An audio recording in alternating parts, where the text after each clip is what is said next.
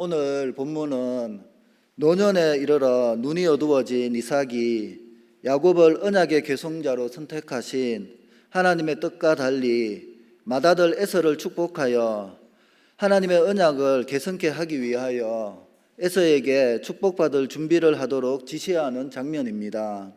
이러한 본문은 성도가 영안이 어두워질 때 얼마나 쉽게 하나님의 뜻과 상반되게 행할 수 있는지를 잘 보여주고 있습니다. 성도들에게 항상 영적으로 깨어 있을 것을 촉구하는 내용입니다.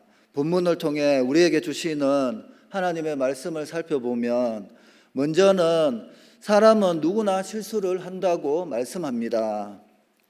아브라함의 집은 어느 다른 집안과는 다른 특별한 집안이었습니다. 그것은 아브라함이 하나님의 택하심을 받았으며 하나님께서 주신 언약과 축복을 받았기 때문입니다.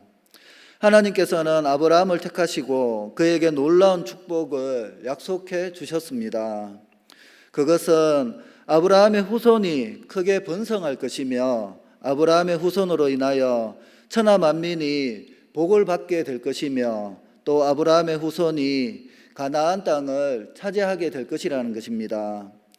아브라함이 이 놀라운 언약과 축복을 받았으나 그것이 아브라함의 대에 그의 당대에는 이루어지지 않았습니다. 아브라함의 축복은 이삭에게 계승이 되었습니다. 이삭은 하나님께서 주신 약속의 아들이었습니다. 하나님께서는 이삭에게도 아브라함에게 주셨던 똑같은 언약과 축복을 주셨습니다. 이제 이삭은 그 축복을 다시 자기의 아들에게 물려주려 하고 있습니다.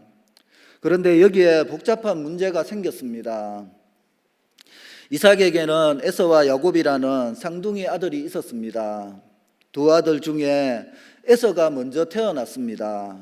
그러므로 이삭의 축복은 마땅히 장자인 에서에게 이어져야 했습니다.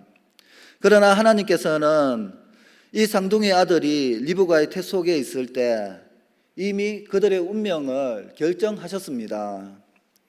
하나님께서는 동생인 야곱을 택하였다는 것입니다. 그리고 그 사실을 이삭과 리브가에게 분명하게 말씀해 주셨습니다. 그러므로 하나님의 뜻에 의하면 이삭의 축복은 에서가 아니라 동생인 야곱에게 계승되어야 했습니다. 그런데 오늘 본문을 보면 이삭이 에서를 가만히 불러서 그에게 축복하려고 하고 있습니다. 이삭은 야곱이 야곱보다 남자답고 믿음직한 에서를 더 좋아했습니다. 에서야말로 자신의 뒤를 잇기에 손색이 없는 아들이라고 생각했습니다.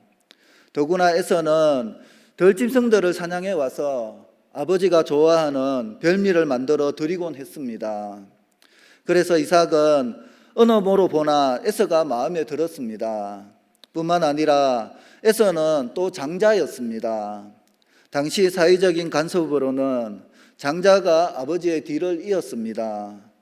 그래서 이삭은 에서에게 하나님께서 그에게 주신 언약과 축복을 물려주려고 했습니다. 여러분, 이삭이 하나님께서 야곱을 택하셨다는 것을 몰랐습니까? 잘 알고 있었습니다.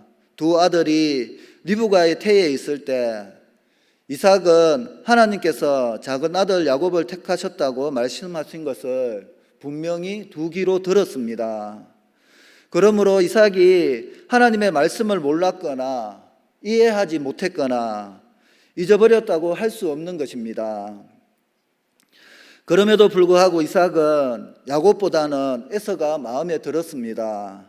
그래서 하나님의 뜻을 무시하고 자기의 생각대로 에서에게 축복하려 했던 것입니다. 이삭은 이것이 하나님의 뜻을 거역하는 것임을 알고 있었습니다. 그래서 그는 에서를 가만히 불렀습니다. 그리고 자기의 계획을 말해주고 있습니다. 지금 사냥을 나가서 짐승을 잡아 내가 좋아하는 별미를 만들어 오라는 것입니다.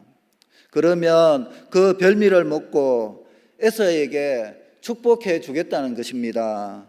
본문 1절에서 4절입니다. 이삭이 나이가 많아 눈이 어두워 잘 보지 못하더니 맏아들 에서를 불러 이르되 내 아들아 하매 그가 이르되 내가 여기 있나이다 하니 이삭이 이르되 이제 내가 늙어 어느 날 죽을런지 알지 못하니 그런즉 내 기구 곧 하살통과 활을 가지고 들에 나가서 사냥하여 내가 즐기는 별미를 만들어 내게로 가져와서 먹게 하여 내가 죽기 전에 내 마음껏 내게 축복하라 하였습니다.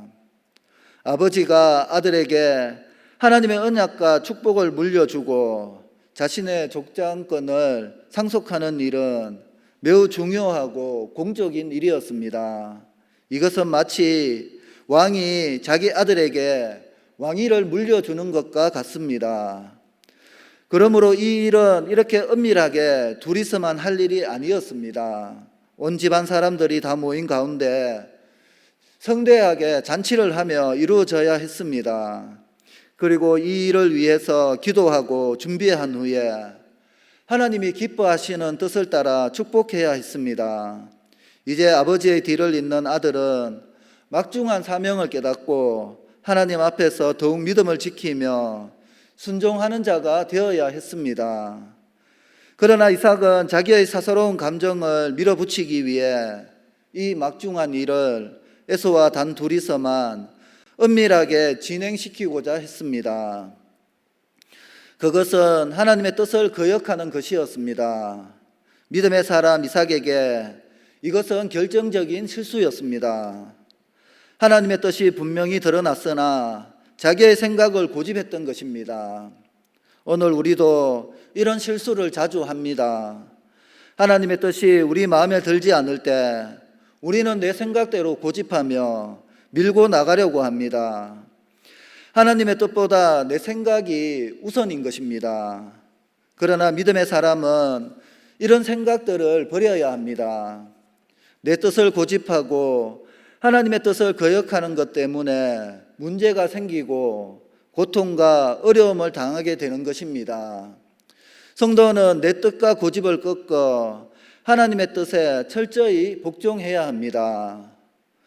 그런데 이삭이 에서를 불러 은밀하게 말하는 것을 리브가가 듣게 됩니다. 5절에 보면 이삭이 그의 아들 에서에게 말할 때에 리브가가 들었다고 말합니다. 이삭이 에서를 편애한 반면에 리브가는 야곱을 편애했습니다.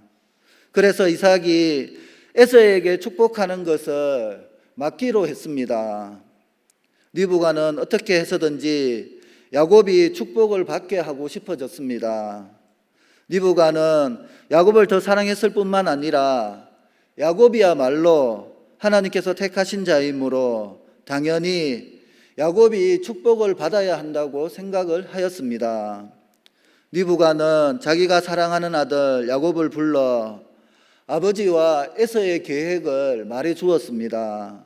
그리고 어머니와 아들은 축복을 가르칠 또 다른 음모를 꾸미게 되었습니다. 8절에서 10절에 그런즉 내 아들아 내 말을 따라 내가 내게 명하는 대로 염소떼에 가서 거기서 좋은 염소 새끼 2마리를 내게로 가져오면 내가 그것으로 내 아버지를 위하여 그가 즐기시는 별미를 만들리니 내가 그것을 내 아버지께 가져다 드려서 그가 죽기 전에 내게 축복하기 위하여 잡수시게 하라고 하였습니다. 우리는 리브가에게서 놀랍게도 믿음과 제약이 함께하는 것을 볼 수 있습니다.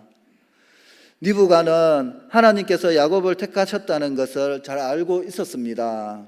그리고 하나님의 뜻이 이루어져야 한다고 믿었습니다. 더구나 야곱은 자신이 사랑하는 아들이었습니다.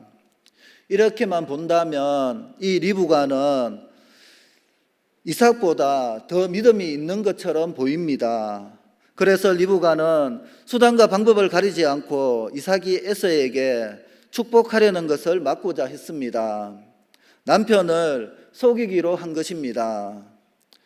이것이 바로 리브가의 실수였습니다.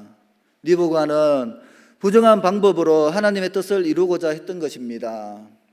오늘 우리에게도 이러한 실수들이 많이 있습니다. 우리는 거룩한 하나님의 백성임에도 불구하고 세상적인 방법, 부정하고 제약된 방법을 사용할 때가 많습니다. 예를 들면 어떻게든 돈을 많이 벌어서 헌금도 많이 하고 좋은 일에 사용한다면 하나님께서 기뻐하시리라 생각한다는 것입니다. 그러나 결코 그렇지 않습니다. 하나님께서는 부정한 예물을 결코 기뻐하시지 않는다는 것입니다. 목적이 선하다면 수단과 과정도 선해야 합니다. 하나님 백성은 하나님께서 기뻐하시는 수단과 방법만을 사용할 줄 알아야 합니다. 이렇게 어머니의 말을 들은 야곱은 두려워하면서 주저했습니다.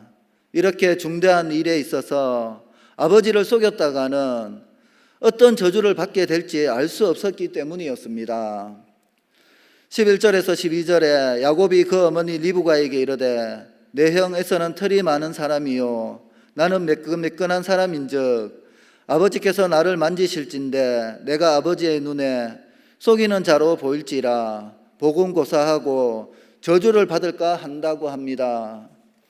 그러나 어머니 리브가의 태도는 단호했습니다. 그녀는 만일 그렇게 되면 모든 저주는 자기가 대신 받겠다고 말했습니다. 13절에 어머니가 그에게 이르되 내 아들아 너의 저주는 내게로 돌리리니 내 말만 따르고 가서 가져오라고 하였습니다. 야곱은 소심한 사람이어서 매우 두려워했습니다. 그러나 결국은 어머니의 말대로 하게 되었습니다.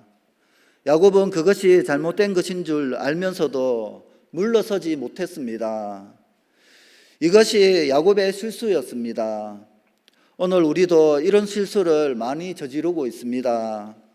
분명히 잘못된 것인 줄 알면서 거절하지 못하는 것입니다. 그것이 제약된 것인 줄 알면서도 버리지 못할 때가 너무나 많이 있습니다. 그러나 하나님의 사람은 오직 하나님의 말씀에만 순종해야 하며 하나님께서 기뻐하시지 않는 것들을 철저히 버릴 줄 알아야 합니다. 여기에 나오는 세 사람의 모습은 우리의 모습을 보는 듯합니다. 그래서 우리는 이 세 사람의 모습을 통해 말씀을 깨닫게 됩니다. 믿는 자는 목적을 이루기 위해서는 결과만 중요한 것이 아니라 수단이나 과정도 중요합니다. 그리고 말씀을 보고 듣고 깨달은 대로 순종해야 합니다. 그래야 할 때 우리의 삶은 실수를 하더라도 하나님 앞에 정직하게 살 수 있는 것입니다. 실수를 하더라도 하나님 앞에 바로 서기 위해 힘쓰는 우리 모두가 되시기를 축원을 드립니다. 다음으로 하나님은 자신의 뜻을 이루어 가신다고 말씀하고 있습니다. 이삭과 리브가와 야곱은 믿음의 사람들이었습니다. 그런데 본문에서 우리는 이 믿음의 사람들이 하나같이 실수하는 것을 보고 있습니다. 이삭은 아들에게 하나님의 언약과 축복을 물려주는 것은 너무나도 중대한 일을 수행하면서 하나님의 뜻을 무시하고 자기 생각만을 고집했습니다. 그리고 리브가는 부정한 방법을 사용하여 남편을 속였습니다. 그리고 야곱은 잘못된 것인 줄 알면서도 어머니의 말을 뿌리치지 못했습니다. 어떻게 믿음의 사람들이 한결같이 이럴 수가 있겠습니까? 그런데 사람들은 모두 이와 같다고 말씀하고 있습니다. 그러나 이와 같은 사람들 가운데서도 하나님께서는 이러한 사람들을 세우시고 넘어졌을 때 또 다시 세우시고 더욱 믿음의 사람으로 다듬어 가신다고 말씀하고 있습니다. 여기에 하나님의 은혜가 있습니다. 하나님의 은혜는 사람의 연약함과 죄와 실수를 능가하며 결국 믿음의 사람으로 만들어 가는 것입니다. 이 사실이 오늘 우리에게 얼마나 큰 위로와 소망이 되는지 우리는 잘 알지 못합니다. 믿음의 사람들도 이렇게 실수를 했다면 하물며 우리 같은 사람이겠습니까? 오늘 우리가 때로 실수하고 넘어지고 범죄한다고 해서 절망할 필요가 없다는 것입니다. 물론 범죄한 것에 대해서는 철저하게 애통하며 회개해야 합니다. 그러나 우리의 연약함과 실수 때문에 완전히 절망할 필요는 없다는 것입니다. 우리는 그동안 많은 실수를 거듭했고 죄도 많이 지었습니다. 그러나 그 모든 것이 하나님의 은혜를 헛되게 하지는 못했다는 것입니다. 하나님께서는 이러한 우리를 여전히 일으켜 세우시고 여기까지 인도해 오셨습니다. 하나님께서는 결코 우리를 포기하지 않으셨습니다. 그러므로 용기를 잃지 말고 더욱 하나님을 바라보며 우리는 하나님 앞에 철저하게 순종해야 합니다. 왜냐하면 하나님이 이렇게 실수하고 하나님의 뜻에 온전히 순종하지 못했음에도 불구하고 하나님의 뜻은 어김없이 이루어졌다는 것입니다.